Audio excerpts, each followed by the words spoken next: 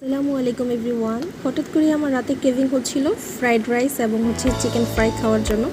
So এখানে কিছু chicken নিয়েছি এবং সাথে হলুদ গুঁড়া, মরিচ গুঁড়া, আদা রসুন দিয়ে খুব ভালো করে পেস্ট করে নিয়েছি। সাথে একটু ধনিয়া গুঁড়াও অ্যাড করে দিয়েছি। এটা আমি ম্যারিনেট করে বেশ কিছুক্ষণ রেখে দিব এবং এরই ফাঁকে আমি ফ্রাইড রাইসটা রেডি করে ফেলবো।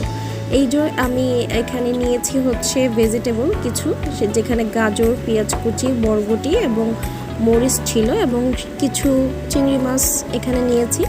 আর এখানে আগে থেকে সিদ্ধ করে রাখা চাল বা ভাত যেটাই বলেন না কেন সেটা করে রেখেছিলাম। এই তো আমি প্রথমে তেল গরম করে সেখানে চিকেন, সবজি এবং ডিমটা ভালো করে ফ্রাই করে নিচ্ছি। খুব বেশি একটা সিদ্ধ করব না, আধা সিদ্ধই থাকবে, যাতে করে আমি যখন ফ্রাইড রাইসটা খাবো আমার খুব বেশি যদি নরম হয়ে যায় সবজিগুলো তেমন একটা খেতে ভালো লাগে না। তাই